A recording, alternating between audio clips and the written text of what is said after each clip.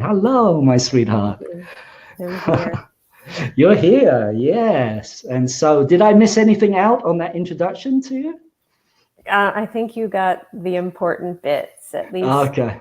for me, I appreciate your gift in seeing the way that you see me and see what I bring to the table. And I really appreciate that.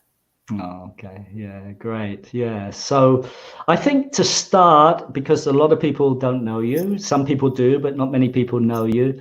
So maybe you could just tell us a little bit about your self-love journey, like what you've discovered, and just in a nutshell, so that people get a sense of who you are, and what you've discovered about self-love, for example. Mm, that feels like a big topic. So I grew up in a very strict religious home. Hmm. With quite a bit of contrast in the sense that, we spent a lot of time at church and with God and with spirit, which, in a way felt like home to me. But in my home with my parents, there was quite a lot of discord and anger and chaos. And so immediately there was this extreme chaos or a contrast that became very confusing to me. And I think one of the ways that I processed that or perhaps reacted to that was to get very internal, to get very protective, to tap into the parts of my being that were very connected to what did make sense to me, and disconnect from my body, which didn't feel safe, right? It didn't feel safe for me to be in my body, in my environment, in this physical space. Hmm. Hmm. And so I sort of bounced in and out those two places. And I think that it caused quite the disconnect between the body and the soul, the personality and the soul. It was like two different worlds. And so I think the journey that I've been on as an adult is to reconnect those parts, integrate them, merge them, get back into my body. I did a lot of internalizing the anger that I felt on the outside towards myself. And so healing that and getting back in my body, feeling comfortable in it is the way that I've found myself back to self-love. Oh, beautiful. Yeah, that's so beautiful. Thank you, Amy. That's wonderful. So I thought, we're going to go into these topics that we have to make sure we cover them all, but I thought I'd just give you the Taoist perspective on trauma. Okay. So, because I think it could be a good entry point for your work. So from the Taoist perspective, as soon as we get into a body, that's trauma. Mm, As soon as we come into this dimension, this physical dimension, we feel this sense of separation. We don't know what it is, but it's there. So I had a friend of mine, him, Michael Wynn. He's very, he conceived a child consciously, and he really called in all these great beings to support this child. And he was tracking the child in the womb, in his wife's womb, all the way through. And what he was saying was very interesting. He shared something very beautiful with me. And he said, all the time, that I was connecting in with my son, in the womb, he had a direct connection back to source. It was there the mm, whole time. It was mm, always there. It was incredible. He said, there was such wisdom. There was such, you know, incredible connection, and love. This incredible love. And I think all women who have been pregnant feel that on some level, and it sort of mhm, emanates out of them. And mhm, even if there's trauma around that child, that connection is so strong that it stays. There's the fetus has got that, the soul has got that memory. But he said as soon as it was born, that mm, connection was absolutely just dropped. And this is where we get this idea of forgetting. mm, I think that's a great entry point to talk about, what you do with birth trauma and that journey in itself, and your experience with that, and how helpful it is for people. And it's not just for women, I guess. It's also for men, because men have trauma as well. I mean, the trauma is equal for men or women. right, Yeah. right. So yeah. So if you could maybe address what I brought up, that would be great. So in the best case scenario, which is very rarely happening right now, birth would be very, it would be free, it would be calm, peaceful, and gentle. Because as you pointed to, this transition from the spirit world into a body is quite traumatic in itself. Let's not even use traumatic. Let's just say it's jarring. So on top of that, we add what we now have in the world, which is medicalized birth or fear-based birth, intervention-based birth. And so now you add all of these bright lights and cold and fear and strangers and forceps and vacuums and cutting. And now we do have what I would call a traumatic birth. So it goes from something that would be, a bit jarring temporarily to traumatic. And so my work is it's usually with moms, but I've cleared a birth with a dad whose the mom of the child wasn't available, but the dad was. So we did it through the dad. And through working with the mother, we reconnect, they're both still so connected. We revisit that birth from her perspective or from the father's perspective and clear out any obvious trauma. And that becomes obvious to me in session by changes in their voice, by their breathing, which stops usually altogether, emotional release. And so I use techniques to clear that from the body. So not from the mind, actually from the body. But you don't actually have to be, you can do this remotely, right? You can work with people all around the world, right? Yeah, so about 99% of my sessions are remote. I do it remotely. Okay. Using some very basic hypnosis, some deep relaxation, Reiki, and trauma clearing techniques, breathing techniques. And so the person is very, very deep. We spend at least 15 minutes at the beginning of the session getting the person in their body. Like I spoke of in my, whenever there's trauma, we're not in our body. The body doesn't feel safe. And what's so significant about birth trauma, whether it happens at your own birth or you're a mama that experienced trauma while you were giving birth, that trauma stays within your cells, within your body, and it starts to inform you from there forward until it's cleared. Right. And so often mamas are not, there's a varying process to help the mama or the dad get back in their body, and then we can work from the body. I'm glad you mentioned it, because I also invited you to give a special offer to all of the people who who took the time out of their busy day to come in, and so I've just activated that offer that you have for anyone who's interested. So Amy is really, I'm very, everyone that I interview on my these people that I just trust really deeply in their integrity. So you will feel very safe with Amy. And so we've just put a special offer there for 10 people who are interested. It's only available during this time. I sound like an American now, and no offense to Americans, but you know what I mean, the whole American marketing thing, Right. But the reason I'm saying this is because I know there are many people that are carrying this trauma in their cells, and a lot of it is from this birth trauma. And I know that if anyone has an intuition, with these offers, you really have to listen to your body. Like, is Amy the right person to work with? Is this something I feel called to? So that's imperative, I think, because we have these soul connections with people.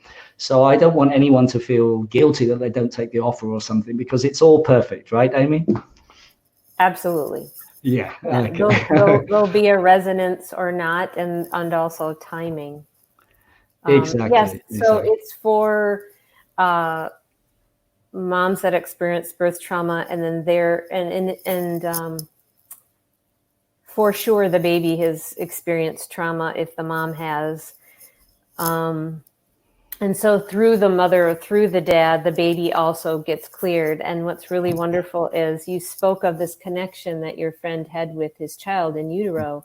And so most of us are not taught that. Most of us don't know that we can have that. And that is also traumatic sometimes for the baby to be in utero, feeling all of these things because they're so connected to their feel sense. The way that they're learning is completely through feeling before they start thinking.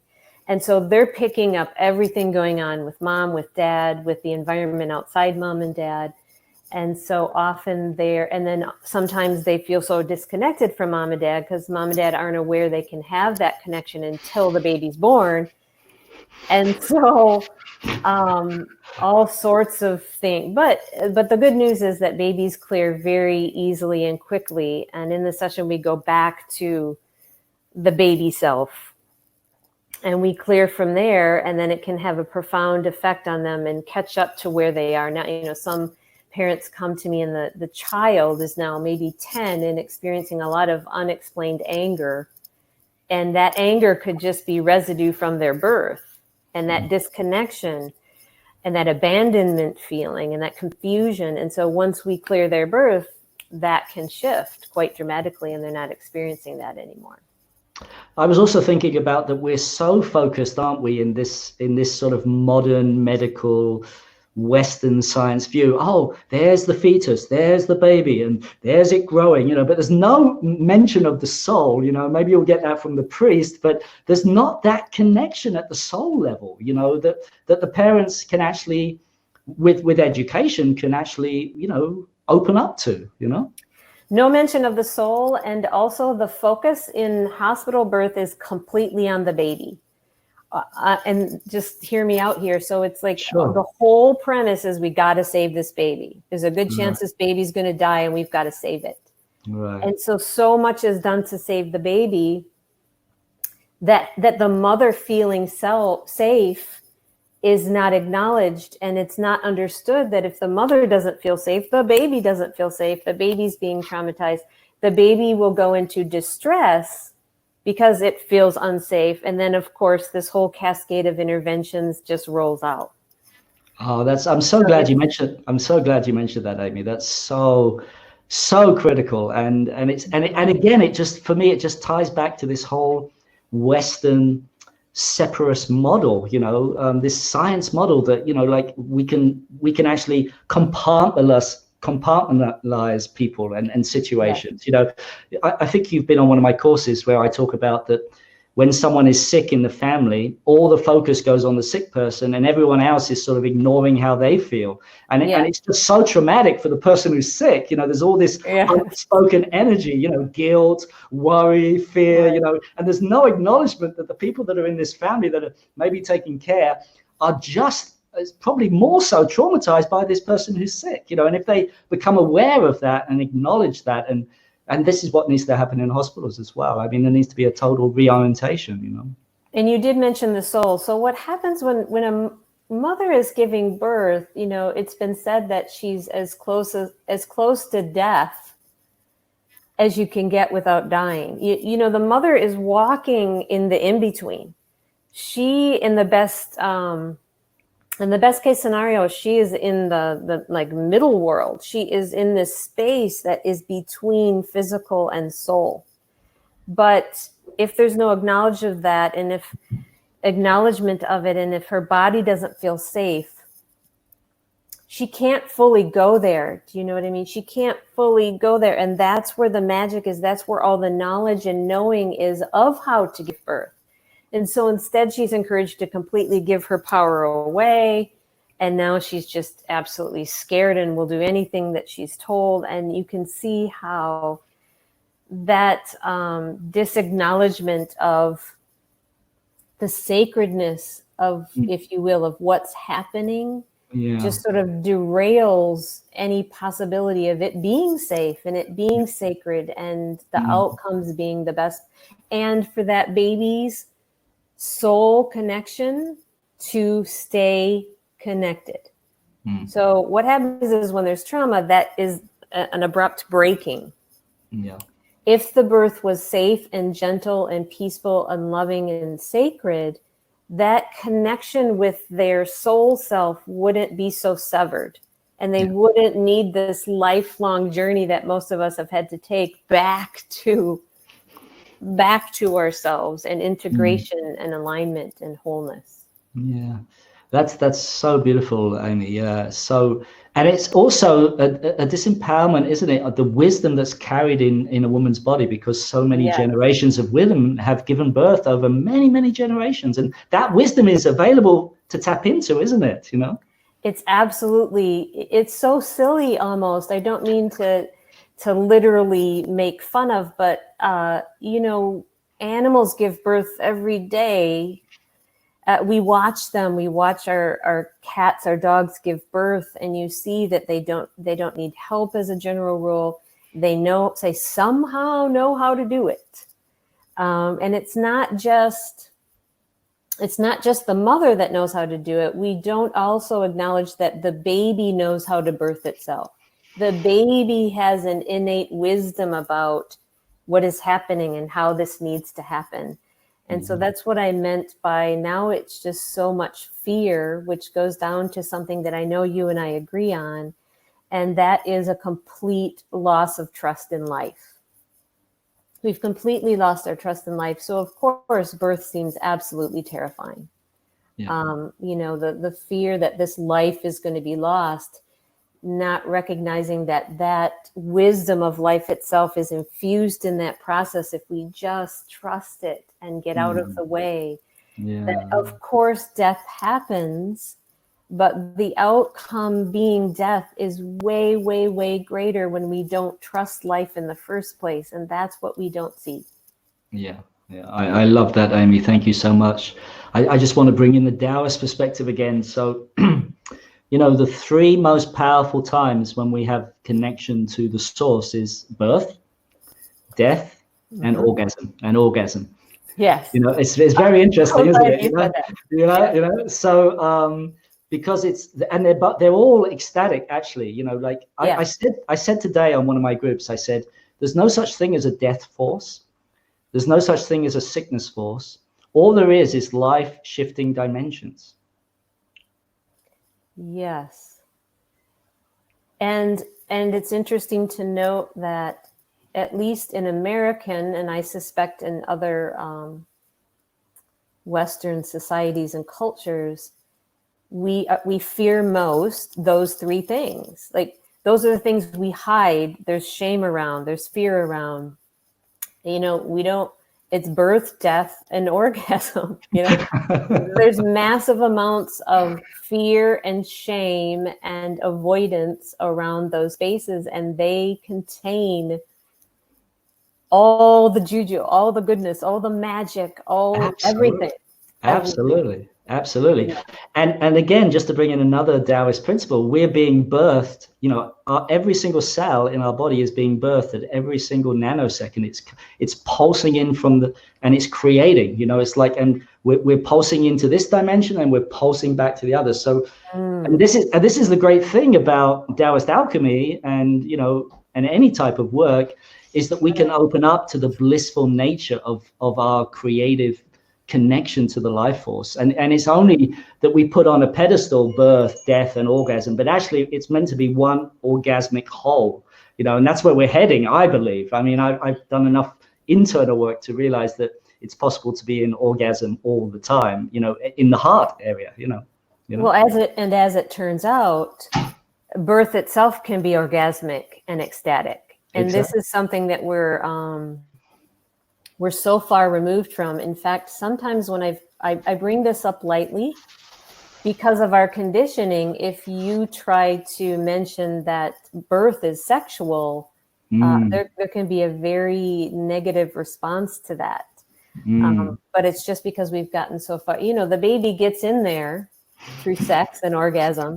That's right. And the baby comes out in the same mechanism. That's right. And if we were having sex and we were being watched and poked by strangers and there were bright lights, we probably wouldn't be able to orgasm. Likewise, if a woman is being observed by strangers and poked in bright lights and noise, she's not going to be able to give birth in a pleasureful way. This is huge, Amy. Thank you for making that connection. It's so huge. Oh my God, I'm just realizing how huge it is. This is one of the pleasures for me, inviting different people onto this series, because it just opens my perspective up to this, you know, to all these how can I say it? It's like, thank God there are people like you in the world that are doing this work, because I can't do that. It's like I'm doing my inner alchemy stuff and my OFT, and you're doing this. So isn't it amazing how each of us, we have our own mission, our own way. Isn't that amazing? And there's a little bit of irony to me that for me and my perspective and all the work I've done with women and babies and what I've learned in those sessions about soul, about life, that we're in the year 2020 and women are being robbed of the most precious, empowering gift there ever was. That women willingly, God love us, compassion for us, that we elect C-sections on purpose, that we give that power away on purpose, that we allow ourselves to experience trauma around our yonis and our sexual selves during birth, when we're so vulnerable because we don't know. And that because I have the ability to zoom out and see the larger perspective and what is possible, like imagine a world where women are birthing through pleasure, maybe even orgasm, and where babies are born with no trauma, and therefore the rest of their lives are just full of empowerment. When I had a free birth with my 5th child, I had her unassisted, just like a cat on my living room floor. I just roared her out of my body in 3 hours. It was short and easy, intense. And I lifted her up and I looked at her and I recognized what just happened. And, being in the in-between worlds, I just thought every woman should experience this. And I felt like the most powerful woman in the most wonderful way that existed. And my life was forever changed from that moment. This self-love empowerment journey almost began at that moment. This is what women are missing and being robbed of, and therefore all of us. Sure. Meant because we're all born of a woman. Yes, absolutely. So we're all missing. It's so funny, as you were talking, I went into this immense sadness when you first started talking about it, like the pain of that. And then I went straight to ecstasy as you talked about what's possible, It's like, I was like, oh God, I'm going to cry now. And then you just took it the other way, and I was like, of course, and again, this is the Taoist perspective. The pain and the suffering that we experience around that now makes us creative and makes us want to shift it and makes us want to change that, So, it's all, on some level, it's all perfect, but it's what I've always said. There's so much to do, It's all perfect, but there's so much to do, But let's just for a moment, we won't stay there long, but for a moment, let's look to the other side and the reality of what happens where, women come to me and they're so traumatized. They can't connect to their babies. Their babies scream all the time. Or they can't get back in their body. They feel pain still.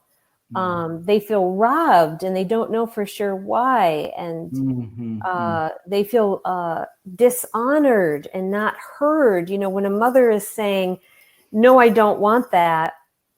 And the medical staff is saying, you have to have this or your baby's going to die and you're going to do what I say. I mean, you can feel that.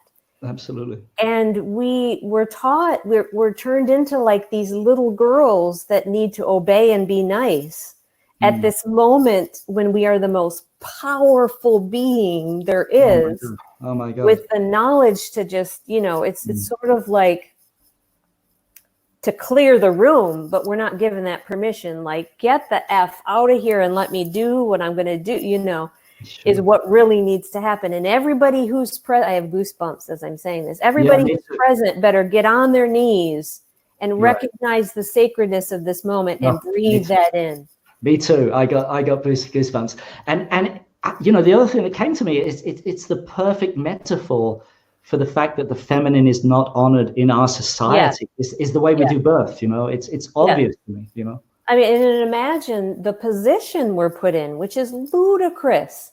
So we're put on our back with our feet in stirrups and our legs spread apart in the most ludicrous, disempowering, dishonoring position. when, with our yonis right there for everyone to look at, poke in, prod, at a moment when all of that's unnecessary, and at a moment when if we were upright, squatting or standing or whatever feels right to us. I mean, you don't see an animal lay down on its back and put its legs in the air with its no. And there's a reason for that. It's counterintuitive. Right. When gravity helps pull that baby down and gently stretch open our bodies, it works. Oh my right? God. Oh my God. And we're not, when you're laying down and strapped, it's literally like a form. I mean, I hate to say it, but it's literally a form of sexual assault of our sacred sexual self being assaulted. And we don't say that, and we don't acknowledge that, and we would be shamed for saying it. But I'm going to say it. Yeah, good for you. I'm going to say it. Yeah, absolutely. For all the women who experience know this deep down, but we are not encouraged to say it or acknowledge it, or, we're encouraged to be quiet, listen to the authority, and let this doctor save your baby's life or it's going to die. Yeah. So I'm just noticing the questions coming in. So I want to feed back something from Ava. That's rare. Some of this I understand, but most of it is ridiculed it's ridiculed. I've never felt fear of death or a bad experience giving birth or fear or shame during sexual anything. Okay.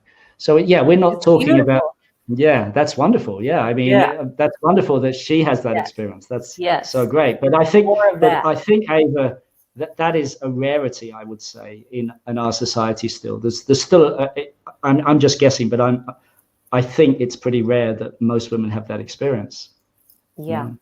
And I think maybe what she's saying is like much of what's being done is ridiculous, Right. Yes. And it is, but it's sort of like, Andrew,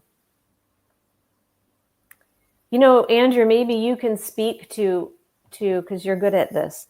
Like how did we get to this space, Andrew? How did we get so far away from surely thousands and thousands of years ago, women were birthing in the way I'm describing, and there was an honoring and like an awe around it and an acceptance and trust of life and death and the whole thing.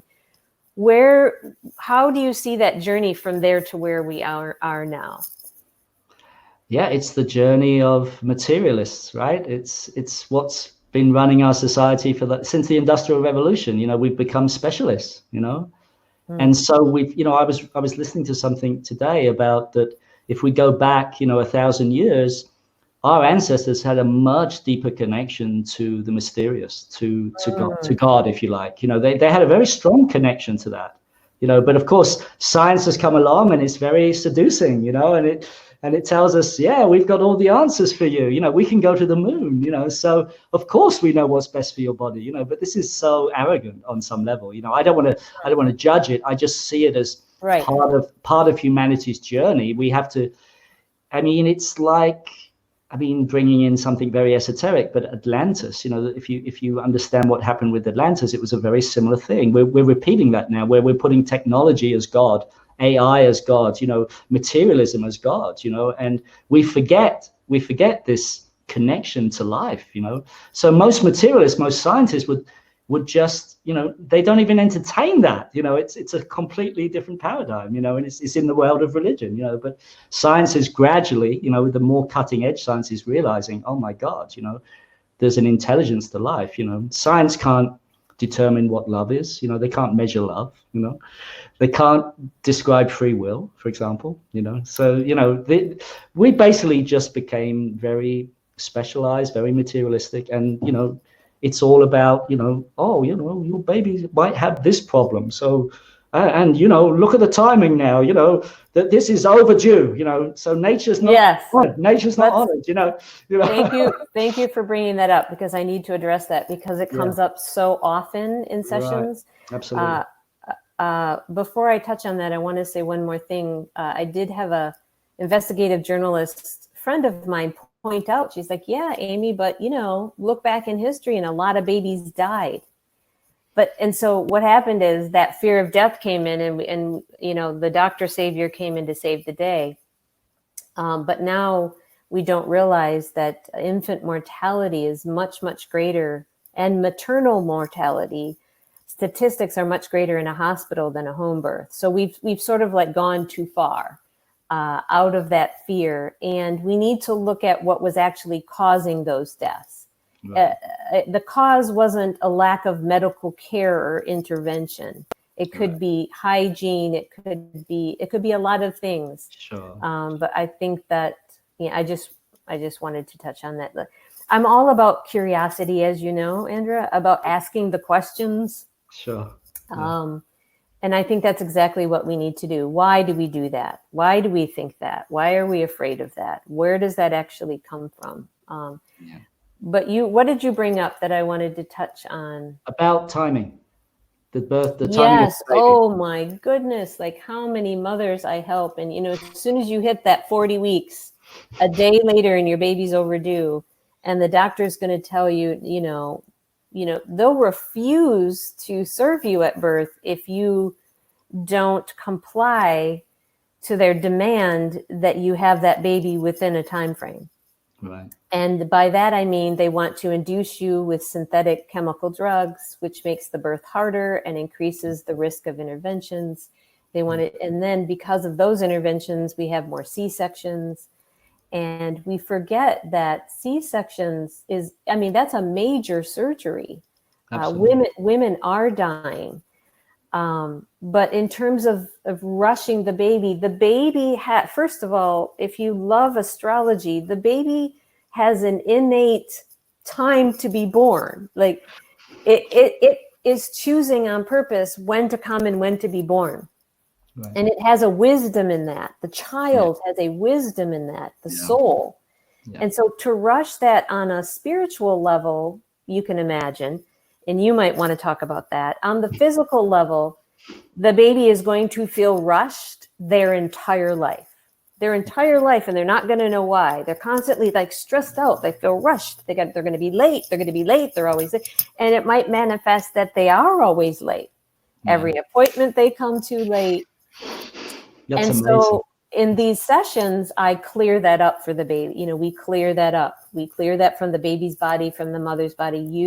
We re-acknowledge that baby's wisdom and the timing. And sometimes we use, the Hawaiian Ho'oponopono, I'm sorry, please forgive me, I love you, thank you. Sometimes we'll have the mom do that with the baby just to not that she's done anything wrong, just to acknowledge and validate that baby and that soul, that you did know when to come. You were right. Yeah. I'm sorry I didn't honor you. I'm sorry.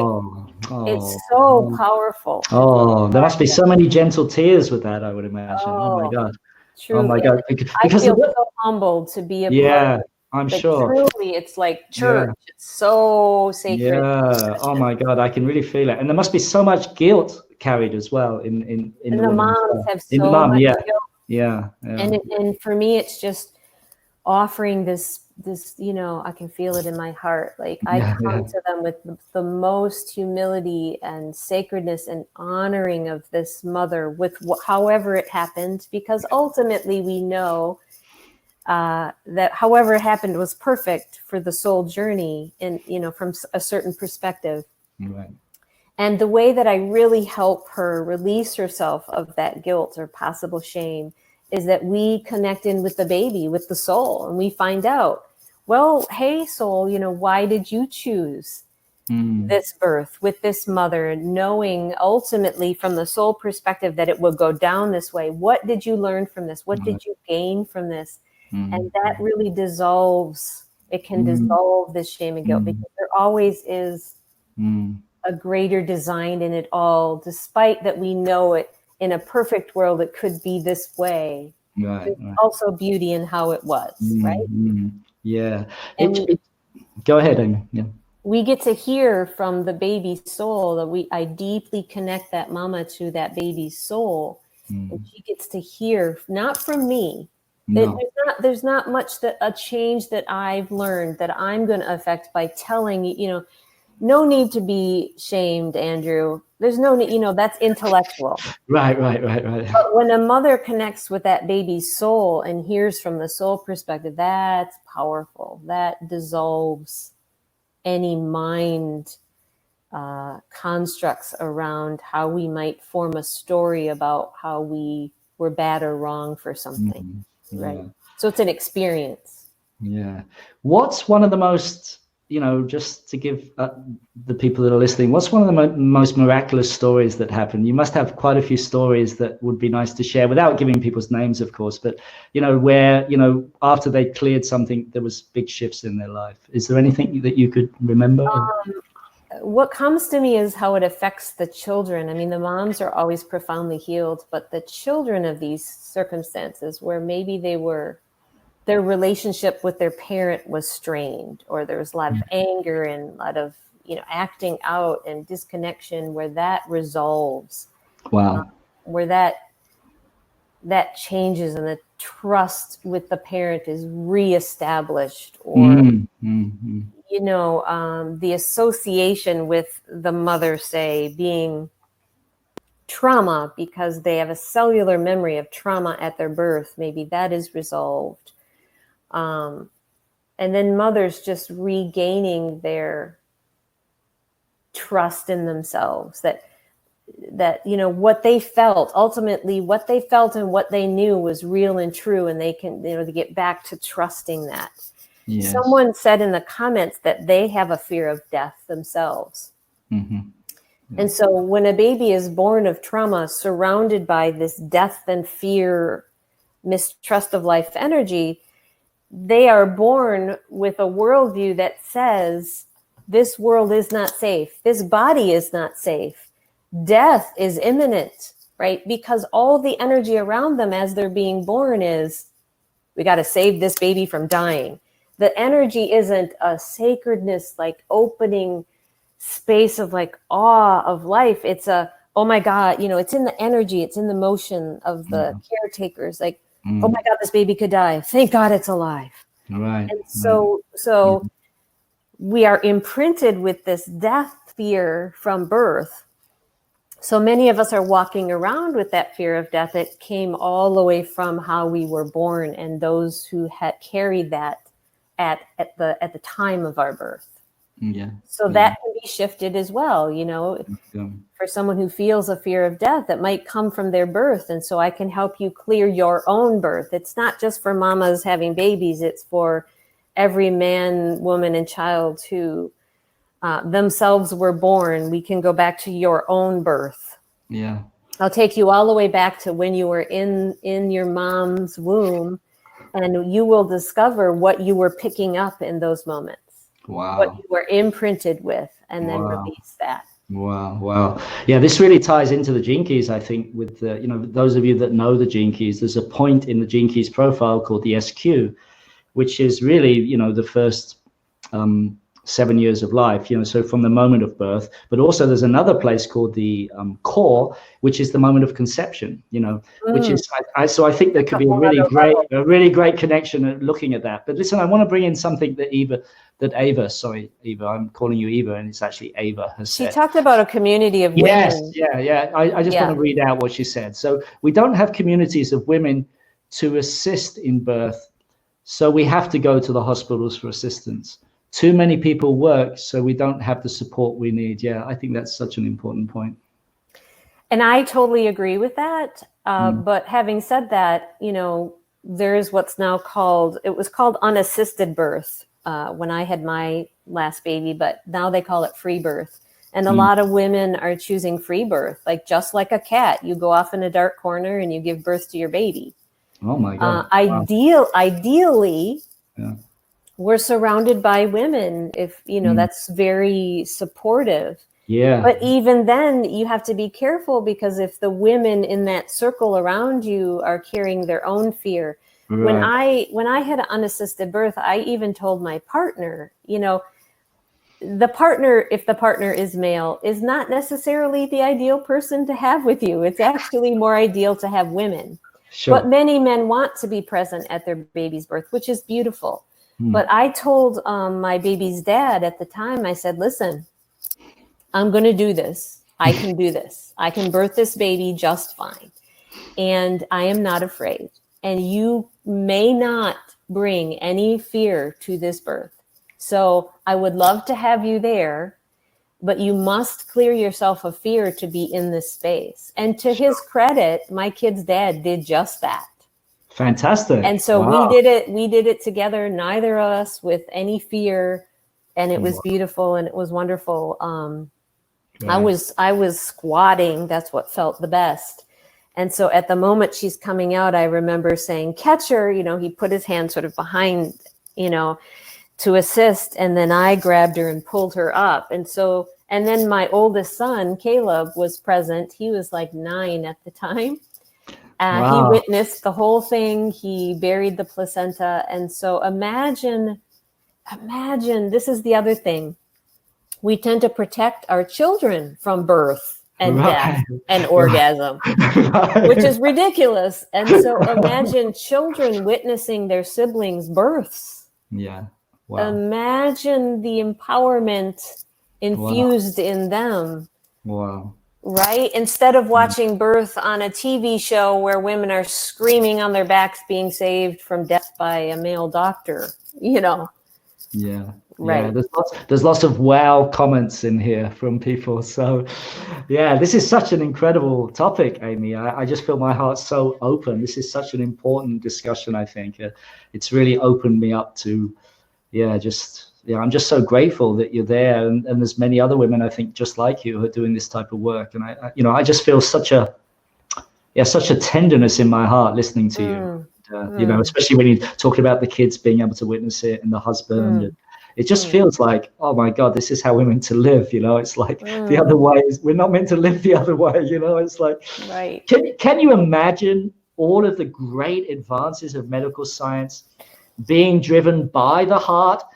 And that connection to soul and spirit, that is the dream I have for medical science, because it's amazingly life-saving if you're in an accident or absolutely, or burns, or something like this. Right. It's incredible, right?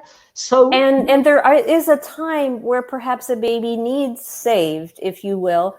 In my unassisted birth, I was 10 minutes from a hospital. I could transport if I needed to. But what I'm saying is we need to reverse the paradigm. In other words, the support is there if needed. Life prevails. The support is there in the 1% chance that it's needed, instead of death is imminent, and life is secondary to that. You see how it's been reversed? Absolutely. What if science and medical community supported life instead of supported stopping death? Do you feel the difference in those energies? It can be the same support, beautiful support, but it's coming from the wrong premise and paradigm and energy. And therefore it perpetuates what it fears. It brings more death, more trauma. I've heard surgeons laugh even about themselves.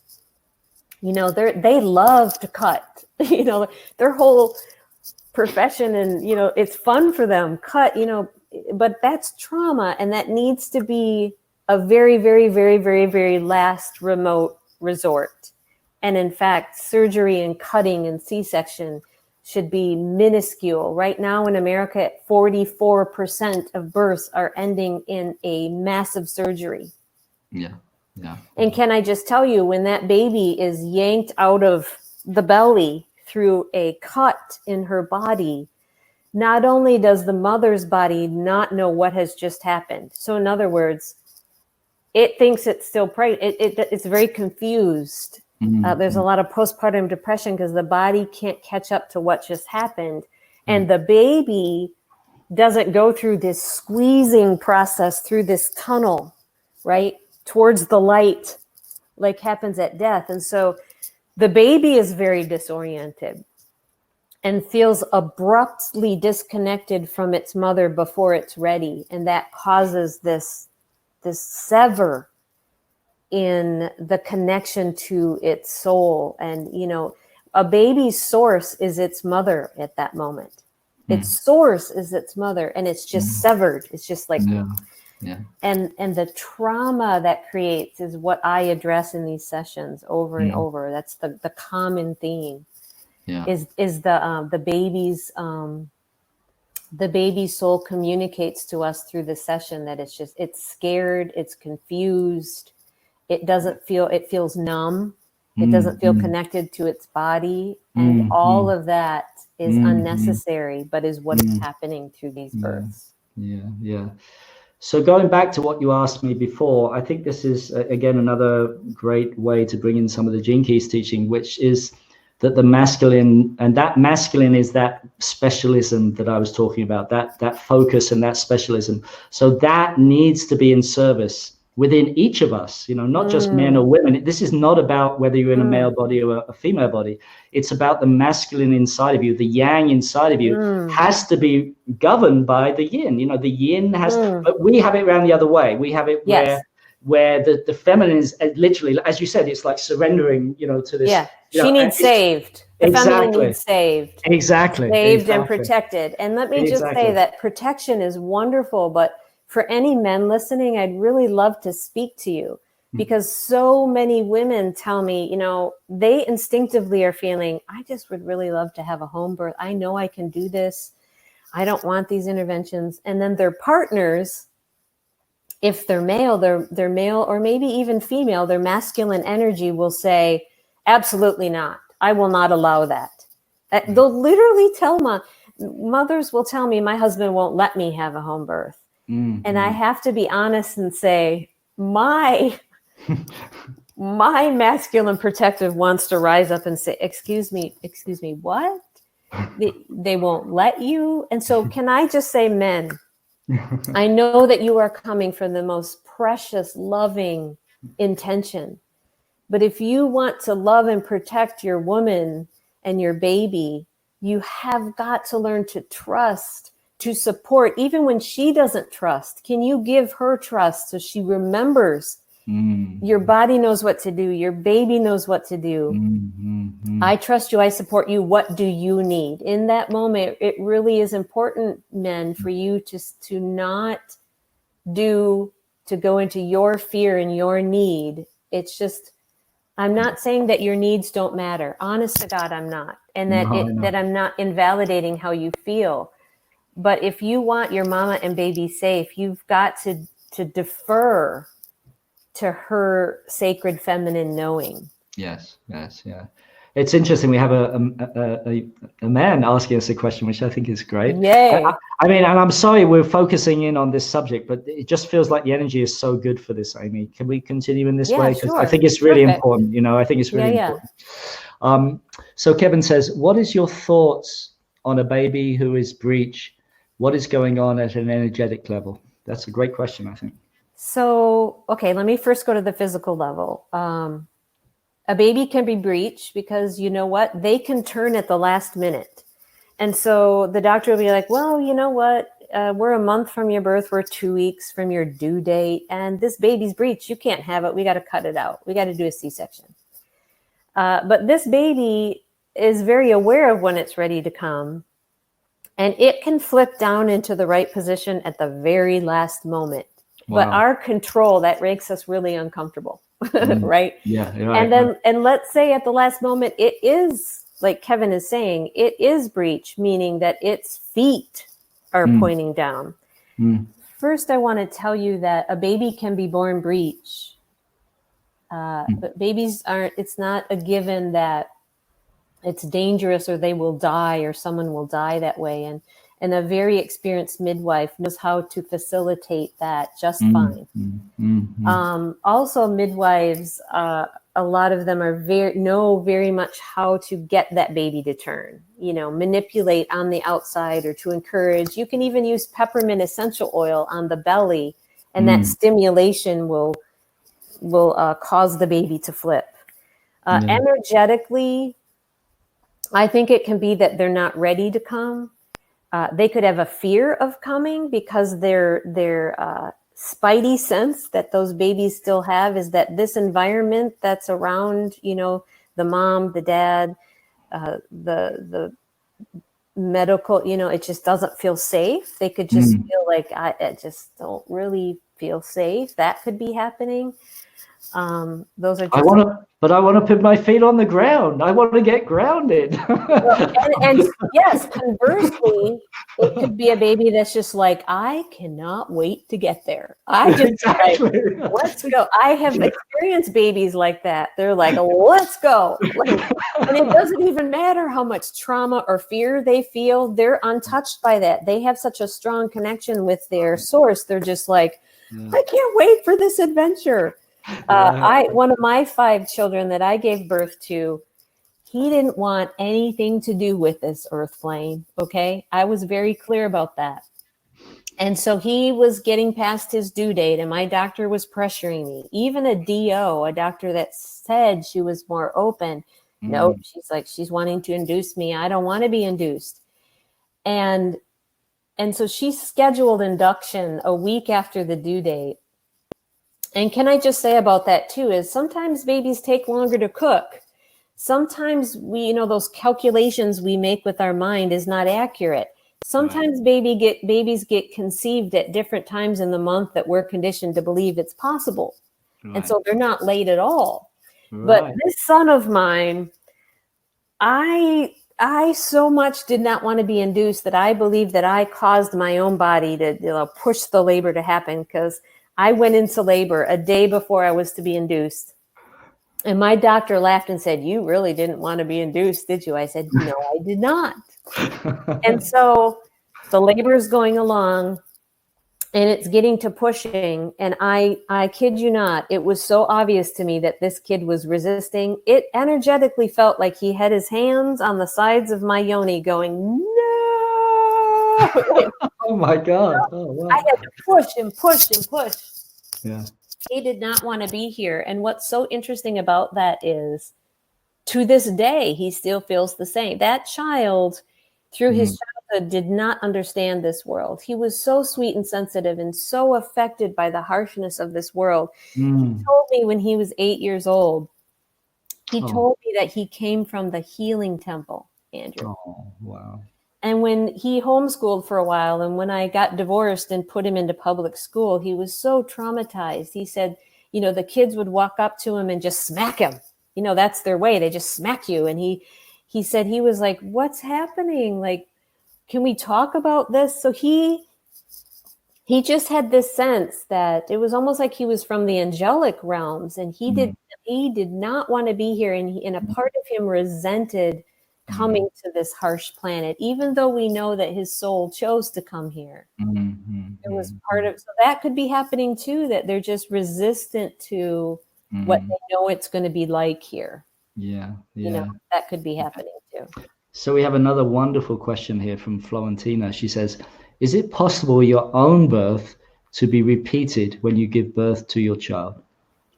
Yeah, she brings up a really good point. So there's a lot of angles to this. I encourage people to clear their births, because if they don't clear their own birth from their mother before they have their own child, their own birth is going to inform that birth. Right? Just like if they have sexual trauma, which we can also clear in these sessions, the sexual trauma will be visited at your birth. It will be magnified. So I don't know for sure if that's what she means, but you could just repeat your own birth. Let me tell you, I was doing a session for a mom. She was having her 9th baby. So she knew how to do this, right? This is her 9th child. But she was having this overwhelming, irrational fear about having this child. Like, I mean, to the extreme. And it didn't make sense. So as we did this session with her, it became clear that what was actually happening was she was remembering her own birth. And when she was in utero and her mom was about to give birth, her mother was in this intense fear. And so she had a cellular memory imprint of her mother's fear. And so as she was about to give birth to her 9th child, that was so present, she couldn't, it wasn't even her own, not even her own fear. Yeah. So yes, things can be repeated if you don't clear them. Yeah. And then when you have a child, if you have a traumatic birth, when you're birthing that child, that can keep repeating. But we Right. can clear that, we can rewrite it. We Yeah. can do all sorts of things in these sessions to help. Yeah. So someone asked to speak and I gave them permission. Her name is Susie. Susie, are you there? Can you speak? Maybe she has trouble with the camera or the audio or something. So maybe you could just say on chat if you're having some difficulty, but she asked to speak and I gave her permission to speak, but no, I don't really hear anything. So yeah, great. The babies can change their mind. Yes. Yeah. Nicole wanted to come here, but then when it gets right down to it, there's like, I don't know. And so if you have a strong connection with that baby in utero, and possibly you would get that message from your baby, perhaps you could do things to help ease them, ease their, we're going to ease their mind, if you will, ease their being about, I'm going to ensure that you have a peaceful birth. I hear you, I validate you and how you feel. Like, there's things we can do if we're more aware, but we're not taught to be aware of the baby or concerned about any of these things until they get out. Right. We just want to save them from dying at birth. And once we do that, well, then we'll acknowledge them as a being once they're earthside. Yeah. One of the things that's very that I have a deep interest in, as you know, is the empowerment of the intuitive wisdom in a woman's body, because I see that whenever a woman really listens to that and trusts that, and she then uses her masculine to not compromise at all, but to these are I think the Dalai Lama said it will be the Western women that will change the world, and I sort of agree with that on some level, because this, people always ask me, what does women's empowerment look like? And this is just one, this is from the male perspective, but this is what I think about it, is that a woman will just trust her body beyond anything else. And if it doesn't feel right, and if it's not, she'll just follow that without compromising, and if women start to do that, it's like a revolution happens, because it's what we need, it's literally what we need, and maybe we could address, because I think this is a really important thing. I sort of want to bring it in, but how women sometimes don't trust each other, and they don't trust that wisdom that's in their body. Again, that is such a big, this is something that I see that the dark force uses. I've said it many, many times. I know you're aware of this, but the dark force wants powerful women to have conflict with each other. Yes. Because it knows that if those powerful women get together, they are a force that will transform this world. I mean, one woman just following her heart is huge, but you get a collective of women doing it. That is I get goosebumps when I say it, So experientially, I'll share my thoughts on that. And that is when I had my unassisted birth, right? So no one's there to defer to. No one's there to tell you if something's wrong or what to do. It's only in that space that you can tap into your knowing, because as long as that is present, it's just too easy to defer to it. That's right. Because you're so vulnerable and you might be in pain. Right. So because no one's there, it just happened. I deeply connected. And there was one point in the labor where I just heard within me, almost like a loud scream. I heard I had this knowing, you need to push really hard right now. It was just this very strong knowing. And so I did, and my water broke, and it continued. And I just was very clear that message came as a wisdom, and who knows what would have happened had I not had that wisdom, had not trusted it and gone with it. Or had I been in a hospital where I just wasn't even connected to that, who knows what kind of crisis that was averted by me. And this is what we've lost. Yeah. Like you're pointing to that. You won't know that it's available until you trust it. It's unfortunate because we want to know so then we can trust. But the problem is that action creates belief, not the other way around. And so it's in the trusting blindly that it shows up for you again. For whatever reason.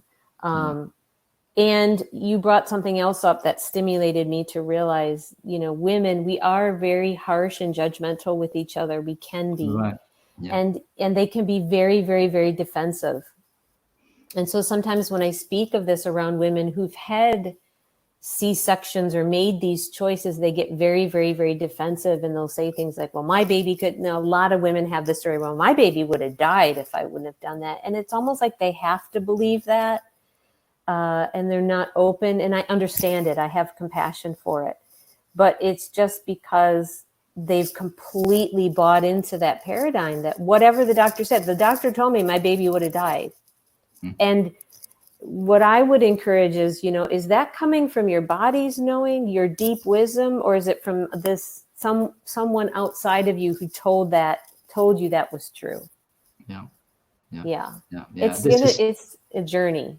This is the, it's not just for women. I mean, men have to listen to this as well. We have to listen to, but for men, it's a little bit different, because we have to listen more to our hearts, I would say. That is the feminine in us. And women have to listen more to their bodies. I've used this analogy before. I think you remember me talking about it. But, like the woman, yang part is in her, where the breasts are, right? There's a natural expression through the throat, through the words, through the breast. So a woman is very comfortable expressing her feelings. And, there's this is her yang place, right? And the vulnerable place for a woman is her vagina. That is that is her vulnerable place. But it's also the place where her wisdom comes from. Now, the men, they're very comfortable with the erect penis. That's where they want to, come from, and because they feel very comfortable with that, but their hearts are their vagina in a way. That's their yoni, that's their vulnerable place, right?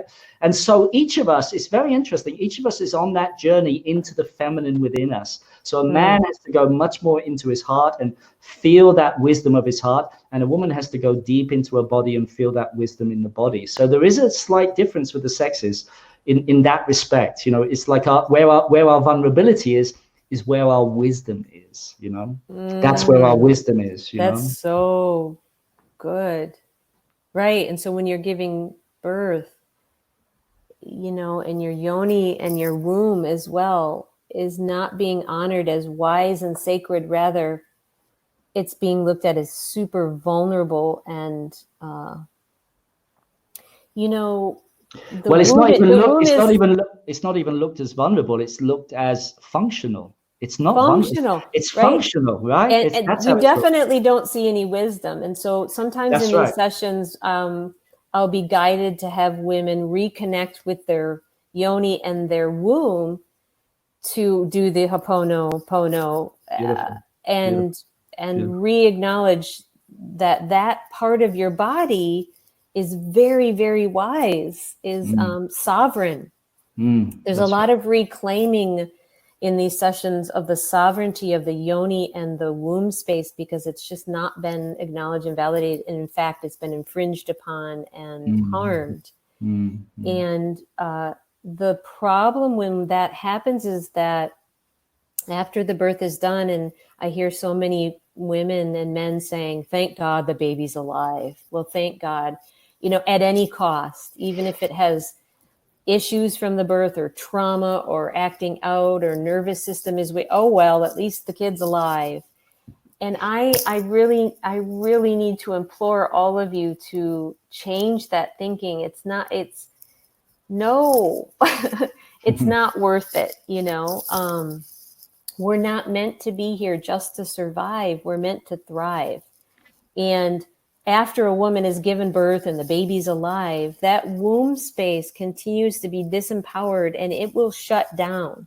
The womb and the yoni will shut down, and now your sexual function will be affected because it's not been honored. It will shut down. It will stop speaking to you. It will stop.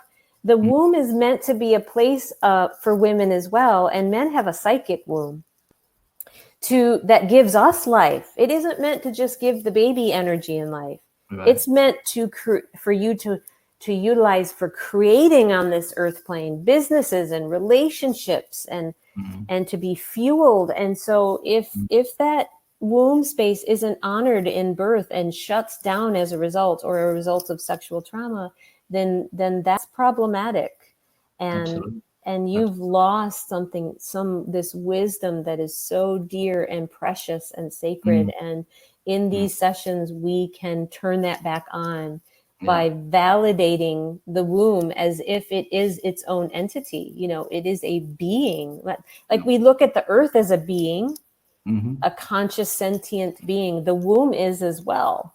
Absolutely. With its own wisdom. Yeah.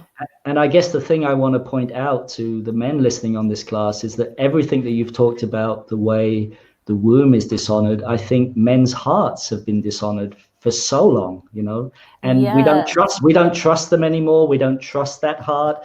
No one ever taught us how to, it's the same wound, basically. I just want to make it clear that it's the same wounding of the feminine, but it's expressed in the man's heart as opposed to the yoni in the woman, and it's the same wound. It's exactly the same wound. So Andrew, give us some insight. By the way, Camelia said that she was told that her baby would die and she chose to trust her intuition. I want everyone to hear that because it's so beautiful. And her intuition was right. That baby did not die. But can you share with us, Andrew, like if women are expressing, communicating with their male partners or the male partner with a woman around birth and trusting life, like how can we as women also validate and trust, reignite the men's knowing of because they can tap into their baby as well, like your friend did. Like how can we encourage their space, their heart space to open to that knowing as well with regard to their children's birth? I mean, I think what we're doing here, I mean, we should, after we're going to record this, and we should just get it out, as much as possible. And I think just what we've covered here, because what we tend to do is we tend to separate men and women. You say, well, women give birth. That's why I asked. I don't want to do that. Exactly. Make it clear that it can be both. And when it comes to, I hear this from women when they're in the hospital and they're having a baby, some men can just go completely batshit scared and like pass out or like, and sometimes the doctors have more influence on the dads to say, listen, you better talk her into doing this. Your baby's going to die. Yeah. And so I'm saying that though, as an empowerment to men, like look at that position you have to be her advocate, her body's advocate. No, we're gonna trust life here. Yeah. I mean, I think a lot of it just comes with experience and wisdom, so I witnessed my mother's death, for example, and it was a very beautiful experience for me. But I know as a younger man, I would have found that very traumatic, but because of because of my age, I could actually witness that with my heart open and in a very, connected to her soul. So I think there's some education that's needed about the sacredness of birth.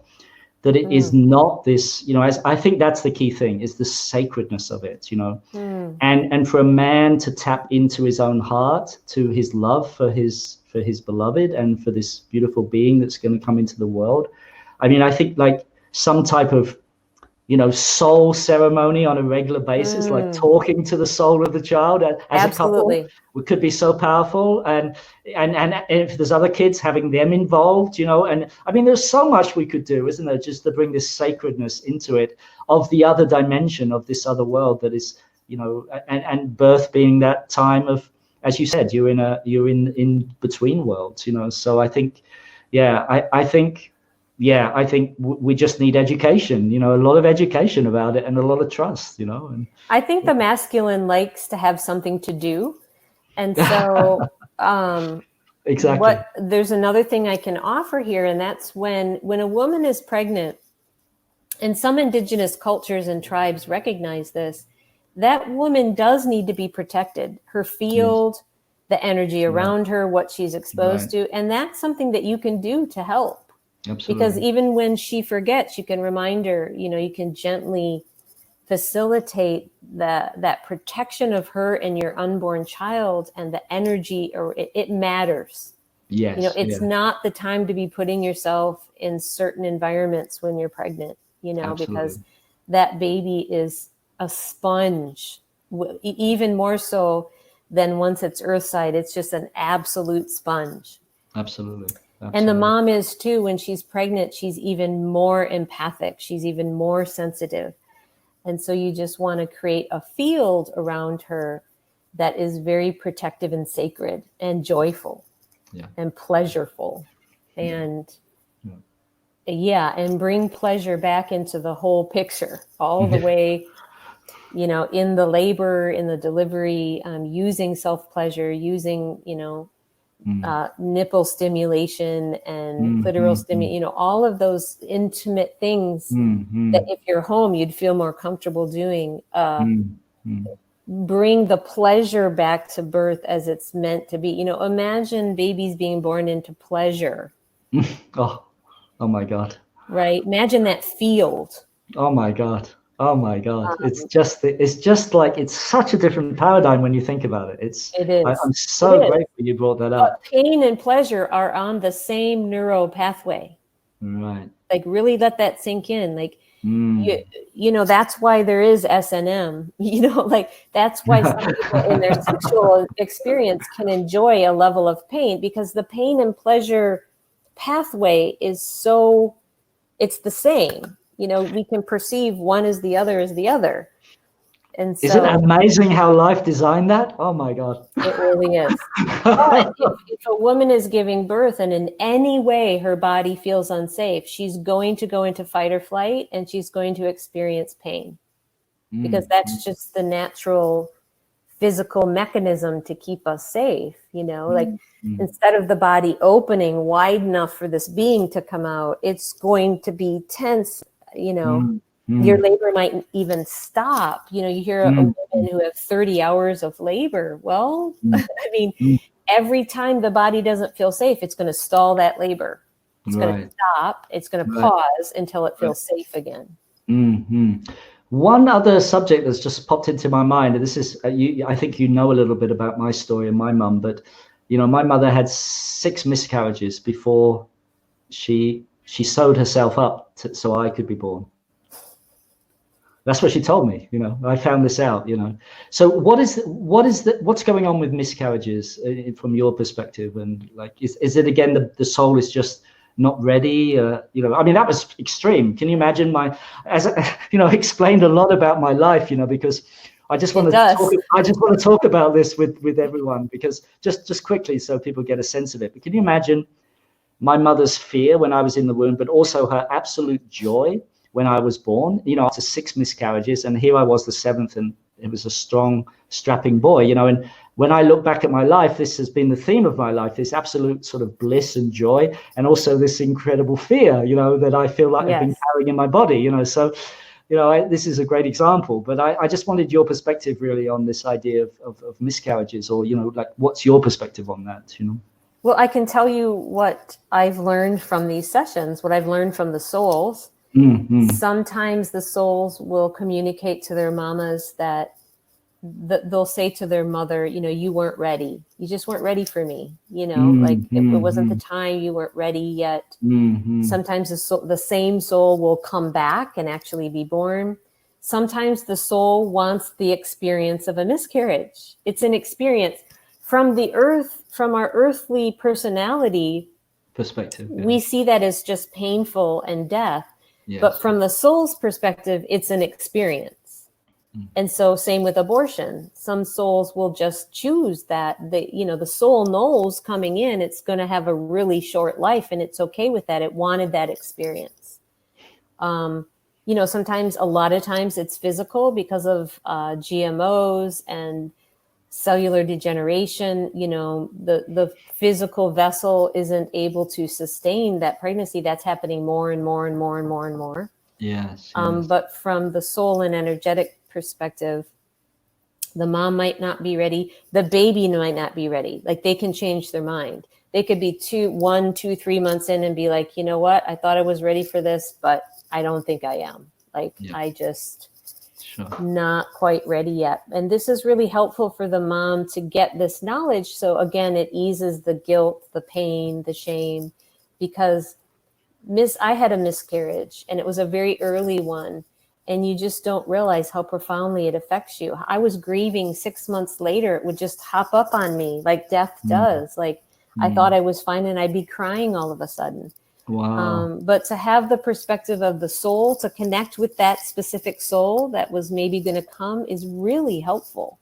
Yes, yes. I think it's really, really helpful. One of my teachers said that, the absolute trust in the perfection of your life is the doorway to the soul. And I love that, I love that it is the doorway to the soul, that trust that there is a higher purpose, even though it seems very painful, or, but, and having said that, it's not to ignore, like your body was actually grieving for 6 months. So we have to get that balance right between, because you otherwise can't negate one or you can't negate one or the other, so that speaks to that fusion of yeah.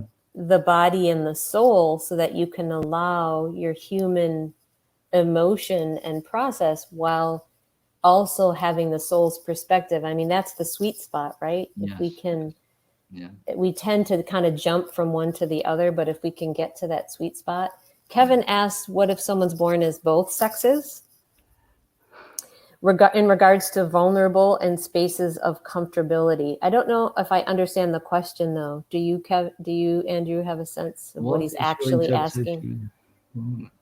Who are born as both sexes in regard to vulnerable and spaces of, that's a difficult question. I mean, you and I, Andrew, we talk about this, and this might not be what Kevin means at all. Kevin, can you just clarify? But what you and I talk about is that there's sort of like this energy of androgyny at the soul level here. At the soul level that we're moving towards, and perhaps that soul coming in as both sexes wanted to retain that.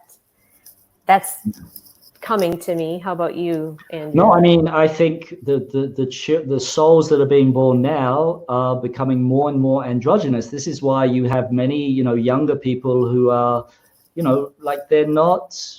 I mean, there's this whole thing in Japan and other places where people are not so interested in getting married. They're not even interested in sex, and this is something evolution is actually bringing in, this sort of energy of androgynous, and for a lot of people, it's very confusing. There's not a lot of education about why they don't feel masculine, they don't feel feminine, they feel somehow a combination of both. You're going to see more and more of that coming in, I think, Well, he's clarifying and saying how you were speaking about how the vulnerable space for the woman is the vagina and the man is the heart.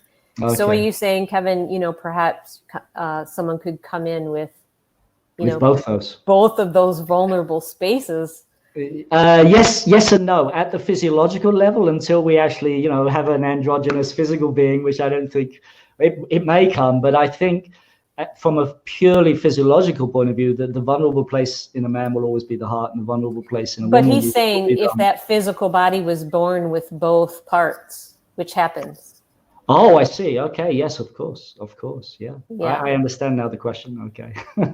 Yeah. Thanks. We have some great questions on this. It's fantastic. Right? Oh my God, it's amazing. I'm just enjoying it so much, but I think we're going to have to wrap it up because it's getting a little late. But maybe we just leave it up for any more questions, or anyone wants to speak or ask Amy anything. Or Amy, if there's anything that you want to cover. Someone asked if the mother, I'm doing a clearing session with you, would it be helpful to have my mother in there? So I'm not sure what you mean, but like the session is with you. And if your mother, if we need to speak with your mother, we'll bring her in with soul counsel. In other words, we bring in her consciousness and we do it that way. But what the session is with you. Mm-hmm. And so like if she needs to be there, her consciousness will be there and it will get sorted out. Okay, great question. Yeah, thanks for asking that. That's fantastic. Yeah, wonderful. So I think this has been incredible, Amy. I feel such a resonance with this subject. And I'm so glad that I followed my intuition to do this series, because this has been an absolute pleasure talking to you. It's been so amazing.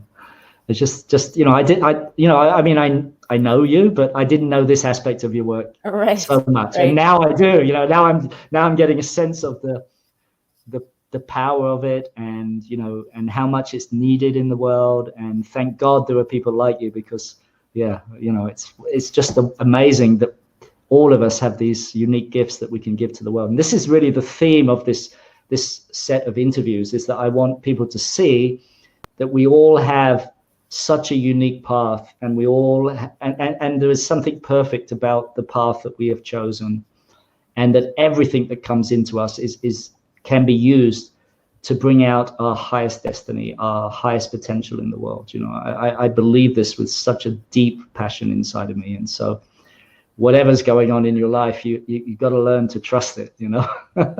And since you do know me, Andrew, it will be interesting because you know that in my gene keys, there's a theme of shame.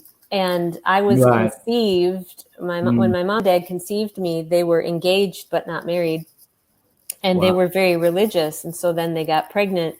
Wow. And had to move the wedding up, of course, but there was shame. There was shame there right at conception. And I'm just bringing that up because you even brought up, that's how far back it goes. It goes all the way back to conception. And even before that, just to wrap up and let everyone know that we can and do cover all of it. Whatever is most important will arise to be covered, and it can go back that far. Yeah, it goes back into ancestral issues and family issues as well. That too. Absolutely. Yeah, absolutely. That could be a whole nother call. That's a whole nother call. Yes, exactly. Yes. So let's just see if there's any, thanks ever so much to both of you. Yeah. Thank you, Cecilia. Thank you.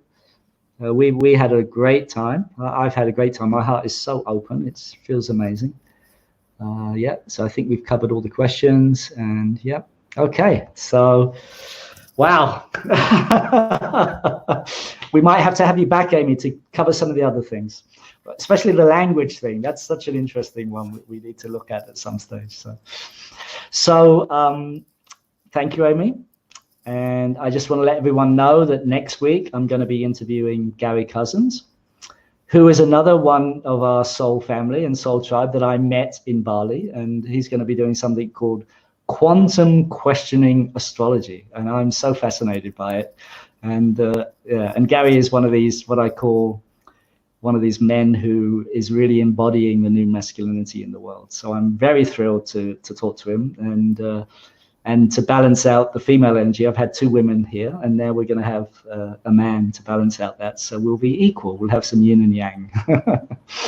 So I'm thrilled about that. Amy, bless you. Thank you so much for sharing your wisdom. And it was such a pleasure to interview you. It was a wonderful experience for me. And it really opened my eyes to another part of you, you know. So I feel so touched.